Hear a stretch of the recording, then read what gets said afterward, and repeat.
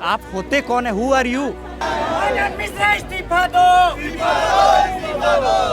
वो हमारे वेलफेयर के लिए काम करे, काम ही नहीं तो भाई छोड़ दीजिए आप पद अपना। जिन लोगों को अच्छे लोग, अच्छी पार्टियां, पॉलिटिकल पार्टियां, अच्छे गठबंधन, अच्छे सरकारें, अच्छे लोग इनको नहीं मना पाए, उनको भारत की युवा पीढ़ी ने मजबूर कर दिया और ये बात मनवाने पे मजबूर कर दिया कि आपको भी यू टर्न लेना पड़ेगा, आपको भी इस्तीफे दिलवाने पड़ेंगे। सिर्फ चाय और समोसा खाने के लिए 14 करोड़ रुपए आपको नहीं मिला है, आपको वेलफेयर करने के लिए मिला है। देश के शिक्षा मंत्री को लास्टली इस्तीफा देना पड़ा, तो सर आप सिर्फ और सिर्फ अनकंडीशनली रिजाइन कर दीजिए। आप हर बार चुन के आते हैं, आप सिलेक्टिव नहीं हैं, आप इलेक्टिव नहीं हैं, आप पर्ची से आए हुए चेयरमैन हैं। नमस्कार, आप देख रहे हैं न्यूज़ और मैं हूं आपके साथ प्रमोद तिवारी। इस वक्त आप मेरे पीछे देख सकते हैं लगातार नारेबाजी हो रही है। लॉयर जो हैं वो लगातार प्रोटेस्ट कर रहे हैं। यहाँ पर इन लॉयर्स की मौजूदगी बार काउंसिल ऑफ इंडिया के बाहर है, जहाँ ये बार काउंसिल के जो अध्यक्ष हैं मनन मिश्रा, जो भारतीय जनता पार्टी के राज्यसभा सांसद भी हैं, उनका विरोध कर रहे हैं, उनके खिलाफ यहाँ पर नारेबाजी कर रहे हैं, वो उनका विरोध कर रहे हैं। हम भी उनसे बातचीत कर जानने की कोशिश करेंगे कि आखिर आज का ये विरोध प्रदर्शन क्यों हो रहा है, इसके पीछे का कारण क्या है।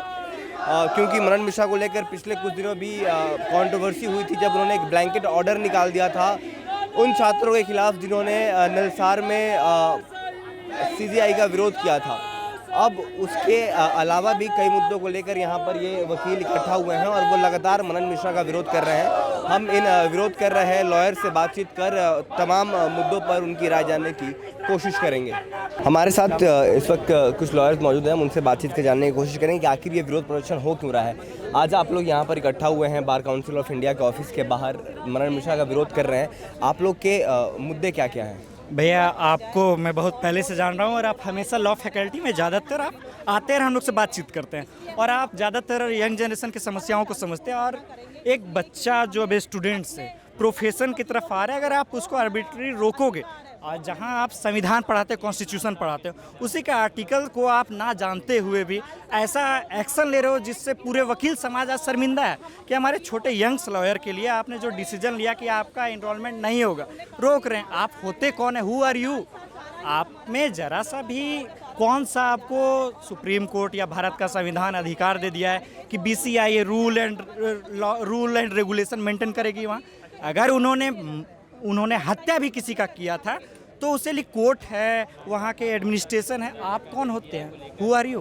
वो अगर कॉन्स्टिट्यूशनल राइट का उपयोग कर रहे थे तो इसमें हमें खुशी होनी चाहिए, हमें आपत्ति नहीं होना चाहिए कि देश का बच्चा और नौजवान अगर संवैधानिक अधिकारों और मूल्यों का और कर्तव्यों का पालन करता है। इससे बेहद और मैसेज क्या समाज में जाना चाहिए था? जुडिशियल सर्विसेज का काम है हमारे कॉन्स्टिट्यूशनल राइट्स को सेफगार्ड करना। अगर अब ऐसा होता है कि अगर हमें अपनी आवाज़ उठाने के लिए ही अगर हमारे ऊपर ही कार्रवाई होती है तो ये बहुत संवेदनशील और बहुत ही एक अहम मुद्दा बन जाता है। आप भी अभी आज यही बात कर रहे हैं। इसके अलावा भी और कोई मुद्दा जिसके लिए आप लोग छात्र यहाँ पे आए हुए हैं, क्योंकि ये ऑर्डर तो वापस ले लिया है बीसीआई ने? मुद्दा सर बहुत सारा है, जैसे कि हम यंग जनरेशन लॉयर हैं, हमारे लिए जिनका फर्स्ट जनरेशन, सेकेंड जनरेशन जिनका है, उनके पास तो चैम्बर्स हैं, एडवोकेट्स के पास अच्छा फैसिलिटीज़ है। यंग जनरेशन जो फर्स्ट जनरेशन है वो पहले वकालत किया है, उनके लिए आप क्या कर रहे हैं? यंग जनरेशन लॉयर फंड नहीं बनाया, ना आप उनके लिए चैम्बर अलॉट करते हो। ये डायरेक्टली रोड टू रोड कोई क्लाइंट आया, रोड टू रोड कनेक्ट हो रहे हैं, तो दिस इज़ नॉट एक्सेप्टेबल। अगर आप चेयरमैन हैं, आपके पास अधिकार है और आपके पास फंड एलोकेशन होता है, सिर्फ चाय और समोसा खाने के लिए 14 करोड़ रुपए आपको नहीं मिला है, आपको वेलफेयर करने के लिए मिला। आप कैसे वेलफेयर कर सकते हो? बच्चों को आप कॉलेज में जाके प्रॉपर इन्वेस्टिगेट करो कि कॉलेज हमारे करिकुलम पे काम कर रहे हैं या नहीं कर रहे हैं। आप ये सब छोड़ के आप सिर्फ राजनीति करोगे तो राजनीति करने चल जाओ। आपको सैल्यूट करते हैं कि आप राज्यसभा सांसद हैं, हमें गर्व होता है कि हमारा बीसीआई चेयरमैन राज्यसभा का सांसद है, लेकिन जाइए आप राज्यसभा सांसद ही की संभालिए। यहाँ क्यों हैं आप? अगर यहाँ हैं तो इसके वेलफेयर के बारे में सोचिए। आप ही मान लीजिए पत्रकार बंधु हैं, आपके फ्रेटर्निटी का कोई चेयरमैन, आपका एक्सपेक्टेशन क्या होगा कि वो हमारे वेलफेयर के लिए काम करे, वेलफेयर के बियॉन्ड द वेलफेयर काम करे? तो उसका क्या काम, बीसीआई ऑफिस का क्या काम है? वो हमारे वेलफेयर के लिए काम करे, काम ही नहीं तो भाई छोड़ दीजिए आप पद अपना। This is very simple. बिल्कुल सही बात है। तो ये गुस्सा है इस वक्त लॉयर्स के बीच में। यहाँ देखिए इनके हाथ में एक तख्ती है, एक आवाज़ एक ही पुकार, जवाब मांगे पूरा बार। किस चीज़ का जवाब मांग रहे हैं आप लोग? ये हर उस चीज़ का जवाब मांग रहे हैं जो 14 साल से हम लोग रिटर्न रिप्रेजेंटेशन जो है बीसीआई के ऑफिस में दे रहे हैं और उसका कोई सुनवाई नहीं हो रहा है।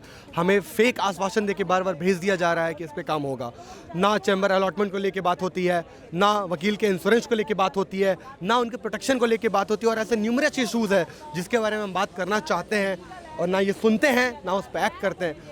7 टर्म से श्री मनन मिश्रा जी बीसीआई के चेयरमैन हैं। 7 टर्म क्या इनफ नहीं होता है? हमारे आज हम लोग डिससेटिस्फाइड, एक नालसार का issue was just a trigger point, it is not whole issue. जो चेयरमैन इस देश का, जिसकी दायित्व बनती है कि यंग लॉ ग्रेजुएट्स और प्रोफेशनल्स को हाथ पकड़ के आगे बढ़ाए कि ये पूरा फ्रैटर्निटी आप ही के लिए है, उसके ऑफिशियल लेटर पैड में आप उनको धमकी जारी कर रहे हैं कि आपकी एनरोलमेंट नहीं की जाएगी और कह रहे हैं कि कॉकरोचेस है।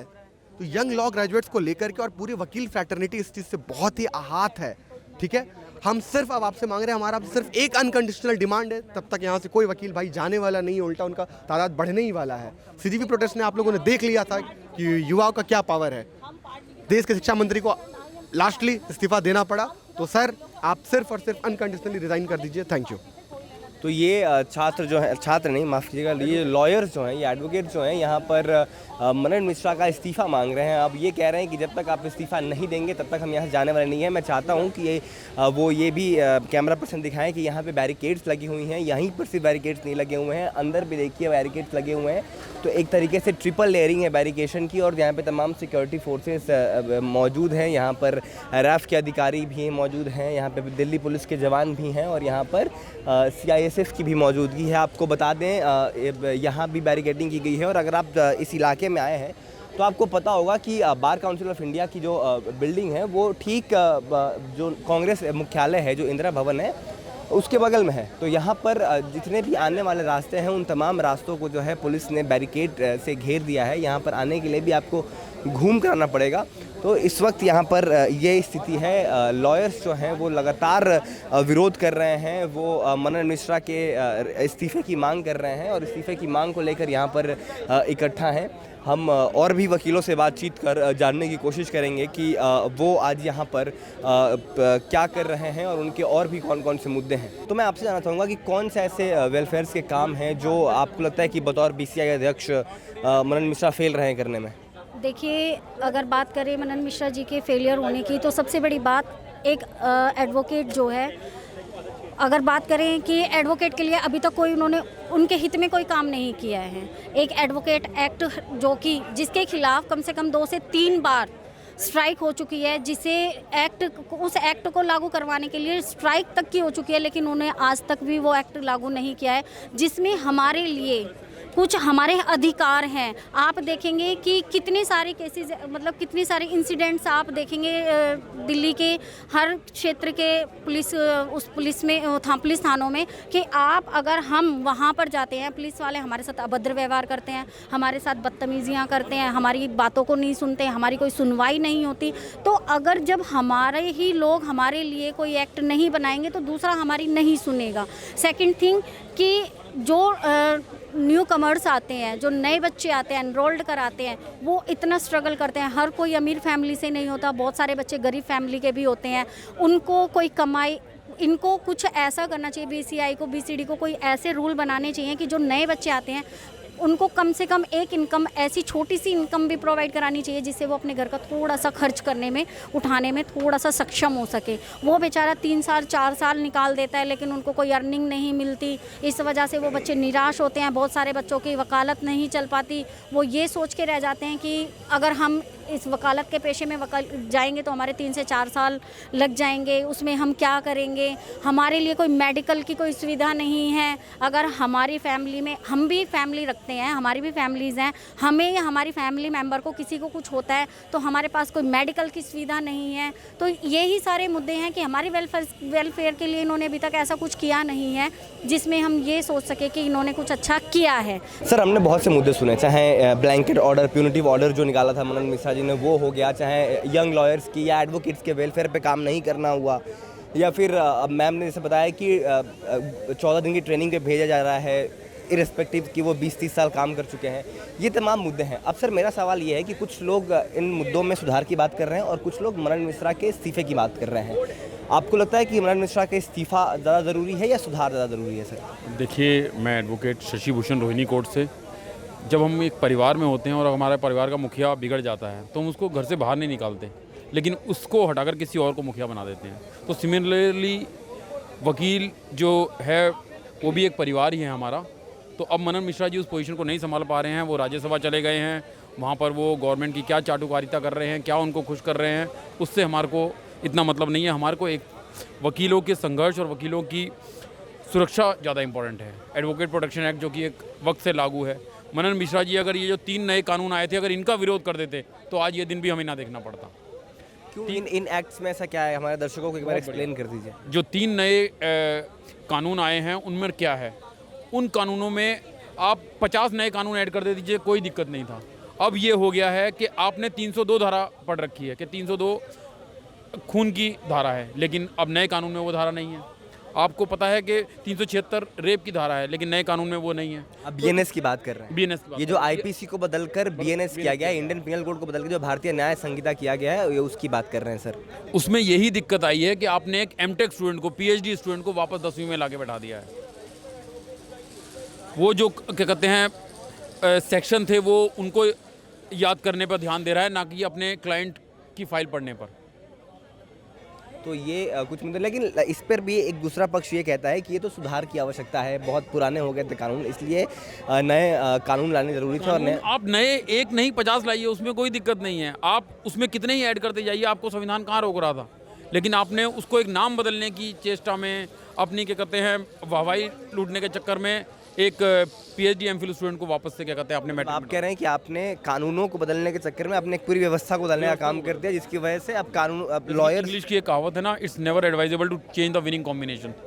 एक टीम जो आपको मैच जिता कर दे रही है, आप उसके मेंबर्स को नहीं बदल सकते। लेकिन लोगों का गुस्सा भी तो रहता है ना जुडिशरी पे, वो कहते हैं कि जुडिशरी देश में न्याय नहीं दिला पा रही है। नहीं, न्याय नहीं दिला पा रही, उसका कारण ये है कि उतनी भर्ती आप क्या कहते हैं जजेस की नहीं कर रहे। ये भी एक अहम इम्पॉर्टेंट एस्पेक्ट है। जब आपको पता है कि 3 करोड़ से ज़्यादा केसेस पेंडिंग हैं और उनके कॉरस्पॉन्डिंग आपने उतने जजेस नहीं रखे हुए, उतनी आपने कोर्ट नहीं रखी हुई, तो इसमें जिम्मेवार सरकार की है।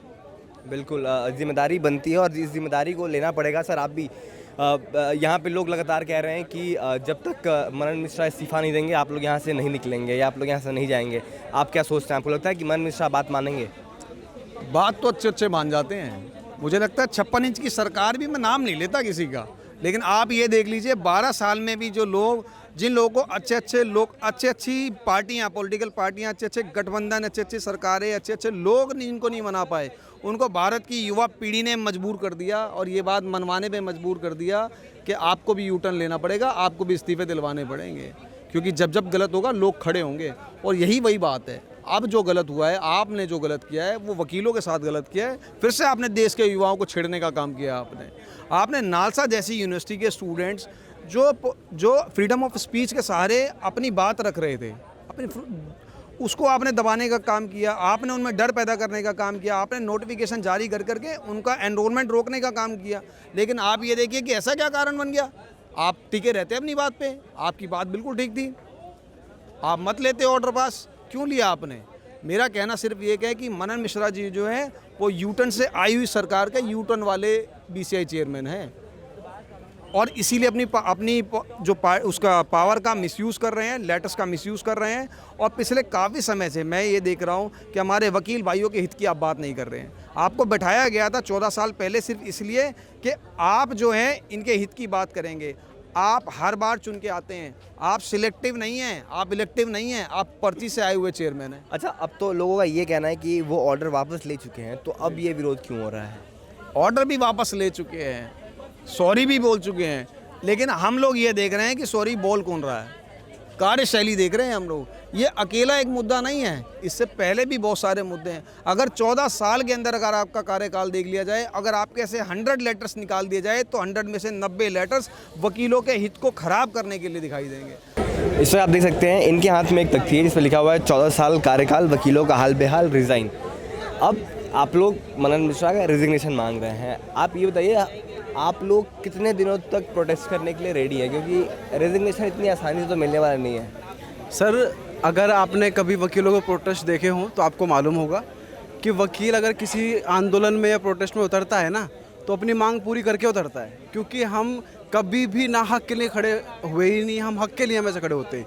और ये इसलिए खड़े हुए कि ये 14 साल से जो वकीलों का बुरा हाल हो रहा है, जिस तरह से BCI रोज़ वकीलों के खिलाफ नए नए नोटिफिकेशन निकाल देती है, उनके खिलाफ कुछ भी कार्रवाई कर देती है, कोई बोलने वाला नहीं है।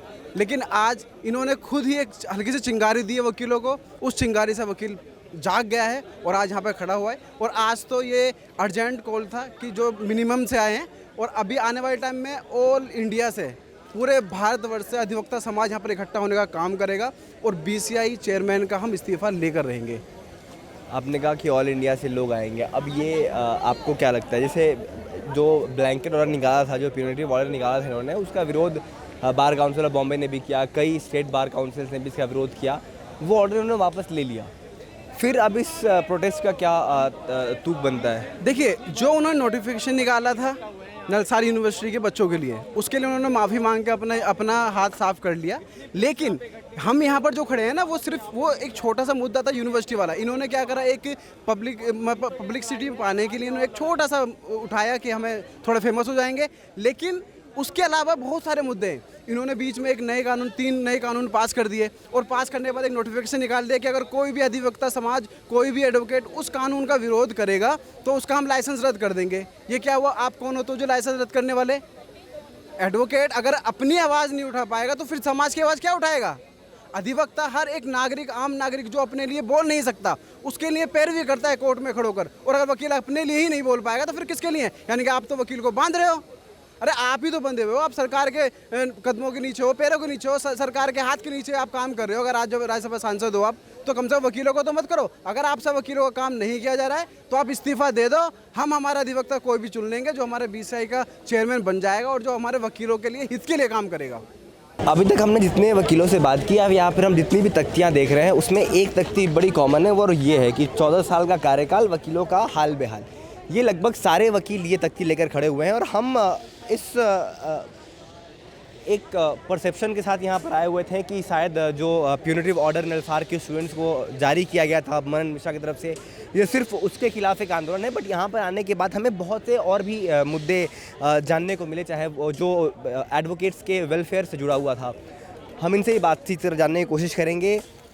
बार बार मनन मिश्रा के 14 साल के कार्यकाल को गिनाया जा रहा है, आखिर क्यों आप लोगों को लग रहा है कि he has failed to deliver his duties? देखिए, वो बार काउंसिल ऑफ इंडिया के चेयरमैन हैं, विच मीन्स कि जो पूरे देश में 22 लाख वकील हैं और जो लॉ कॉलेजेस हैं, लॉ स्टूडेंट्स हैं, उन सबको कहीं ना कहीं वो इनडायरेक्टली या डायरेक्टली रेगुलेट करते हैं। तो हमारा एक्सपेक्टेशन उनसे ये है कि आप उनके वेलफेयर के लिए, या एटलीस्ट जो उनका एडवोकेट सेंट्रिक या स्टूडेंट सेंट्रिक अप्रोच होना चाहिए था, वो आपका होना चाहिए था 14 साल में। इसी चीज़ को लेकर के अब 14 साल उनको हो चुके हैं, जो कि बहुत बड़ी टेन्योर होती है। 2 साल की एक टेन्योर होती है, मतलब 7 बार वो इलेक्ट हो चुके हैं। तो जब आप कंसिक्वेंटली बार बार आप इलेक्ट हो रहे हैं तो आपकी जिम्मेदारी बढ़ जाती है, तो आपको कुछ करके दिखाना चाहिए था। लेकिन 14 साल में उनको, 14 तो छोड़िए, आपको एक ऐसी उपलब्धि नहीं मिलेगी उनकी जो वो उंगली पे गिना सकते हैं। तो इसी वजह से हम यहाँ पे आए।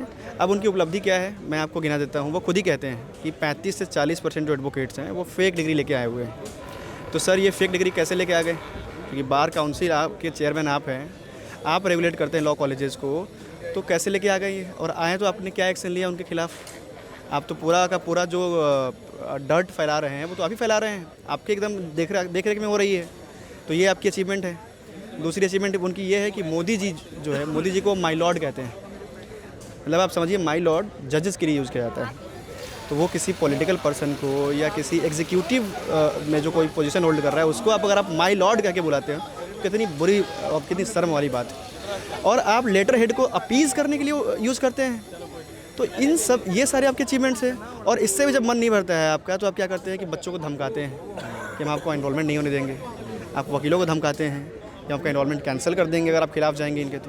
तो ये सारे उनके अचीवमेंट्स। तो इसीलिए हम चाहते हैं कि आप इसको छोड़ दीजिए।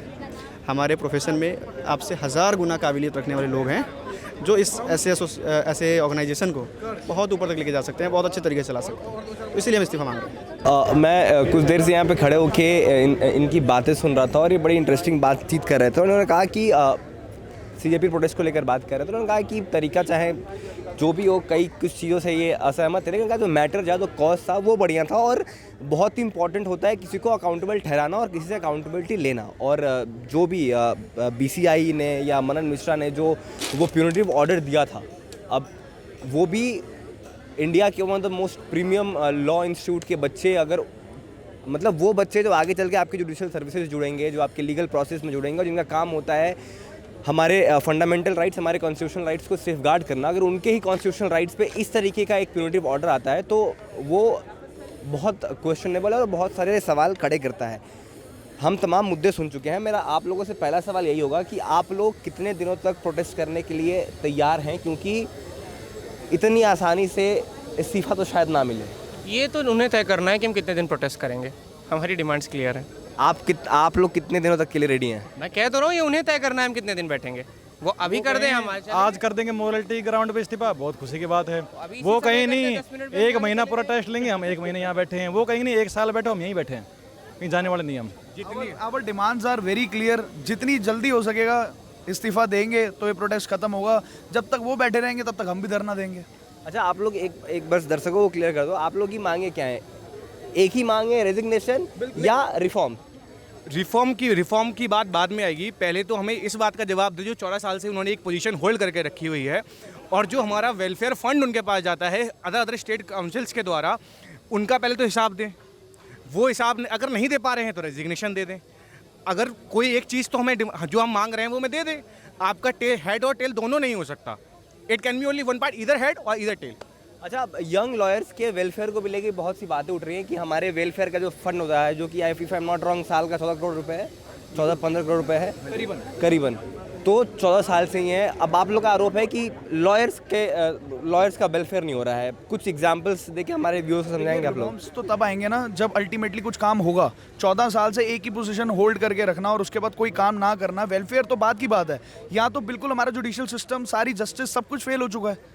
अगर अल्टीमेटली हमारे लिए कुछ नहीं हो रहा तो बाकी जनता के लिए क्या करेंगे? जैसे कि मैं आपको बता दूं, जब आप एक इनरोलमेंट कराने जाते हैं 750 रुपये की फ़ीस लगती थी। अभी तक एक ऑर्डर चल रहा है 22,500 का कुछ, वो अब इस पर बात चल रही है, जो भी चल रही है वो बाद में देखेंगे। लेकिन अभी 750 रुपये अभी लेते हैं, जिसमें से 600 रुपये या 550 रुपये आपके स्टेट काउंसिल के पास जाते हैं, बाकी के रिमेनिंग 200 या 150 रुपये BCI के पास जाते हैं। और ऐसा सिर्फ दिल्ली के साथ नहीं है, बाकी अदर स्टेट्स के काउंसिल्स के साथ भी है। जो उनकी जैसे हमारी BCD है, अदर स्टेट्स की BCUP है, उस हिसाब से उनके पास पैसा जाता है। अगर वो पैसा उनके पास जा रहा है तो उसका हिसाब हमें दे दें कि किस तरीके से उन्होंने वेलफेयर करा है, वो हमें दिखा दें, पेपर्स पे ही दिखा दें एटलीस्ट कि वो किस तरीके से हमारा वेलफेयर कर रहे हैं। या हमें इंश्योरेंस दिया। आप 14 साल से एक पोजीशन में बैठे हुए हैं, आज तक आप हमेशा हर सेमिनार में बात करते हैं कि हम एडवोकेट प्रोटेक्शन एक्ट लाएंगे। आज तक एडवोकेट प्रोटेक्शन एक्ट की आपने बात तो चलाई है, लेकिन आज तक आप लेके नहीं आ पाए हैं। और ऊपर से आप अभी एक पोजीशन होल्ड कर रहे हैं मेंबर ऑफ पार्लियामेंट की भी, आप वहाँ पर भी हैं और आप वहाँ उस पोजीशन को होल्ड करने के बावजूद भी अगर हमारे लिए वेलफेयर का काम नहीं कर पा रहे हैं तो इससे हमारे लिए निर्णय बात नहीं हो सकती कुछ। ये बहुत ज़रूरी हो जाता है, क्योंकि देखिए अगर आप 14 साल एक बहुत लंबा समय होता है। 14 साल से अगर एक ही पोजीशन में बैठे हैं तो 2 चीज़ें बहुत इंपॉर्टेंट रहती हैं। पहला तो आपके एडमिनिस्ट्रेशन में ट्रांसपेरेंसी और दूसरा अकाउंटेबिलिटी। अगर आप पर सवाल उठ रहे हैं तो उसकी अकाउंटेबिलिटी, उसकी जवाबदेही आपको लेनी पड़ेगी। और चलिए, अगर आपको लगता है कि इस्तीफा देना बहुत बड़ी बात है तो आज जो माफ़ कीजिएगा, वकील जो यहाँ पर प्रदर्शन कर रहे हैं, आप उनको बुलाइए, उनके साथ बैठ के कम से कम बात करिए, आप उनको समझाने की कोशिश करिए, आप उनको पेसिफाई करने की कोशिश करिए। आप जो तमाम, जैसे इन्होंने कहा कि आप पहले हमें एक बार दिखाई दीजिए कि जो हमारे लिए वेलफेयर फंड होता है वो आपने कहाँ खर्च किए हैं, कैसे खर्च हो रहा है, उससे क्या क्या काम किए गए हैं अभी तक वकीलों के वेलफेयर के लिए। और ये बहुत ज़रूरी है, क्योंकि 14 साल, अगर आप 14 साल में एडवोकेट प्रोटेक्शन एक्ट नहीं लागू करा पा रहे हैं और सिर्फ बातों तक ही सीमित रह गई है, तो फिर ये आपकी भी कार्यशैली पर सवाल खड़े करती है, आपकी काबिलियत पर सवाल खड़े करती है कि आप 14 साल में उसे लागू नहीं कर पाए हैं। तो ये तमाम एक बात और ऐड करना चाहूँगा इसमें। देखिए, अभी इस जगह पे आप सबको देख सकते हैं, सारे जेंजी खड़े हैं, सारा यूथ एडवोकेट खड़ा हुआ है, ठीक है। अगर आप किसी पोजीशन पे होल्ड करते हैं, हम एडवोकेट्स हैं, हम लिटिगेशन, आपको भी पता है, हम सबको पता है लिटिगेशन काफ़ी टफ है और आजकल लिटिगेशन में एक्सपेंसेस और बाकी सारी चीज़ें मैनेज करना बहुत मुश्किल है। अगर उस चीज़ पे कोई बात नहीं कर रहा है, एक एडवोकेट, एक जेनजी एडवोकेट, एक ऑन गोइंग एडवोकेट जिसके पास कुछ खर्चा ना हो अपना एक्सपेंस निकालने का, वो क्यों मेहनत करेगा? मेहनत करने के पीछे भी कुछ एक मोटिव होना चाहिए ना। इंसान कोई चीज़, अगर आप दिन रात कहीं काम करते हैं और आपको उसके बाद कुछ ना मिले, कुछ एक्सपेंस ना मिले, तो आपका मोटिवेशन ही खत्म हो जाएगा। देखिए, लोग कहने सुनने में बड़ी अच्छी लगता है, लेकिन पैसे से बड़ा मोटिवेशन कुछ नहीं है।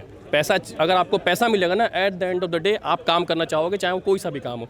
इस चीज़ पे भी कोई बात नहीं होती कि भाई एक एडवोकेट है जिसको 1 साल हो गया प्रैक्टिस करते, 6 महीने प्रैक्टिस करते हो गया, उसे एक इतना अमाउंट ऑफ सम मिलना चाहिए। भाई किसी को 2000, 3000, 4000, इतना तो मेट्रो का किराया भी नहीं है।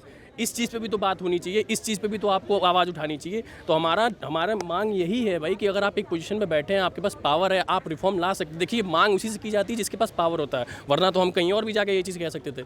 आपको चेंजेस लाने पड़ेंगे, आपको हमारी दिक्कतें देखनी पड़ेंगी, और उसके लिए जो हमसे बल पड़ेगा, जो हमसे होगा, अगर हम यहाँ 10 दिन, 20 दिन, 25 दिन, 30 दिन, कितने भी दिन बैठने हो, हम आएंगे। जब आ चुके हैं तो सभी आएंगे। देखिए, ये बात तो साफ़ है, चाहे कुछ भी हो जाए। देखिए, स्टेट पॉलिसी होती है, किसी भी जगह की, किसी इंस्टीट्यूशन की पॉलिसी होती है। इन्होंने इंस्टीट्यूशन की पॉलिसी एक कीवर्ड पे फोकस कर दी, दैट इज़ अ फ्रस्ट्रेशन, कि हम हर व्यवस्था को फ्रस्ट्रेट कर देंगे। हम जुडिशियल सिस्टम को फ्रस्ट्रेट कर देंगे, हम लॉ स्टूडेंट्स को फ्रस्ट्रेट कर देंगे, हम लीगल एजुकेशन को फ्रस्ट्रेट कर देंगे, हम लॉयर्स को फ्रस्ट्रेट कर देंगे। यंग लॉयर्स जब आकर के अपनी प्रैक्टिस जमा ही नहीं पाएंगे तो फिर हमारी सत्ता जैसी थी वैसी चलती रहेगी। तो आप इसको समझिए कि सबसे बड़ी समस्या ये है कि आप अगर एक सिस्टम को स्टक कर देते हैं कि वो आगे ही नहीं बढ़ पा रहा है, वो रिफॉर्म्स ही नहीं ला पा रहा है, तो ये कितना बड़ा एक फ्रस्ट्रेशन क्रिएट होता है। आप समझिए, ये फ्रस्ट्रेशन जो हमारे अंदर है, हमसे ज़्यादा जनता के अंदर है। आज के समय में जनता के जुडिशियल सिस्टम के ऊपर से भरोसा उठ गया है। This is also a reason कि क्राइम बढ़ रहा है लगातार। अगर जस्टिस सिस्टम पर भरोसा होगा तो क्राइम का परसेंटेज अपने आप डाउन हो जाएगा। तो इस तरीके से ना एक कैस्केडिंग इफेक्ट खड़ा होता चला जाता है जब एक इंस्टीट्यूशन फेलियर करता है, और वो कहीं ना कहीं पूरे समाज को इफेक्ट करता है। बिल्कुल सही बात है। और अब जो बात इन्होंने की इंसेंटिव की, मोटिवेशन की, कि पैसे से बड़ा कोई मोटिवेशन नहीं होता, खासकर अगर कोई फर्स्ट जनरेशन लॉयर है, we all know the kind of exploitation they go through. और अगर उनके पास पैसे नहीं रहेंगे तो it becomes really tough to survive. Forget about practising and every other thing, survival ही मुश्किल हो जाती है। और इस बात से भी मैं सहमत हूँ, अगर एक गाड़ी को हम बहुत समय तक एक ही जगह पे खड़े करते हैं तो उसके चक्कों में भी जो है वो रस्टिंग हो जाती है, उसके चक्के भी जो हैं उसमें भी रस्ट लग जाता है। तो लगातार बढ़ते रहना और उस लगातार चक्के का चलना, उस व्हील का घूमना is very important to keep everything in place and to keep everything fine. आप कुछ कहना चाहते हैं? जो नलसार की आप बात कर रहे हैं, जो इंसिडेंट अभी प्लेस किया है, वो इंसिडेंट क्या हुआ है? इतना बड़ा मुद्दा उस चीज़ पे आज की डेट में बना हुआ है कि जो बच्चों के लिए उन्होंने अगेंस्ट में जाके चीज़ें करी हैं, आपने ऑर्डर तो वापस ले लिया, अपॉलॉजी दे दी, हार्म तो हो गया ना, कॉस्ट तो आपने कर दिया ना।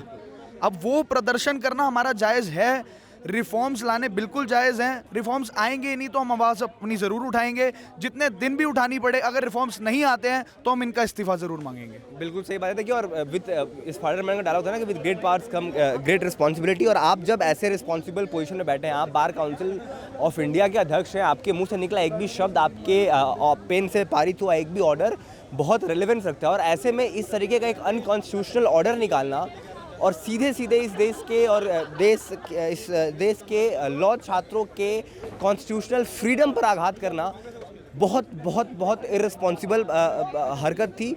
आपने जो डैमेज किया वो सिर्फ उस ऑर्डर को वापस ले लेने से वो डैमेज कंट्रोल नहीं होगा। You will have to take the accountability as well and you have to come forward and you need to answer the questions that are been raised at you right now. और आपको वो transparency भी दिखाने की बहुत आवश्यकता है। फिलहाल हमारी इस रिपोर्ट में इतना ही। हम लगातार इस प्रोटेस्ट पर अपनी नज़र बनाए रखेंगे। हम हर अपडेट आप तक लेकर आके की कोशिश करते रहेंगे, और जो भी अपडेट सामने निकल कर आता है, चाहे लॉयर्स की तरफ से, चाहे बार काउंसिल ऑफ इंडिया की तरफ से, हम उस तमाम अपडेट्स को आप तक लाने की कोशिश करेंगे। आप कमेंट सेक्शन में अपनी राय ज़रूर दीजिएगा कि आप इस पूरे मुद्दे पर क्या राय रखते हैं। How do you see this entire issue, this entire event, and how justified the demand of lawyers are, and if you do not agree with the lawyers, do let us know that as well in the comment section. और हमें ज़रूर बताइएगा कि आपके हिसाब से क्या होना चाहिए। फिलहाल इस रिपोर्ट में सिर्फ इतना ही। वीडियो जर्नलिस्ट अनुज प्रताप सिंह के साथ मैं प्रमोद तिवारी, एज न्यूज़, दिल्ली।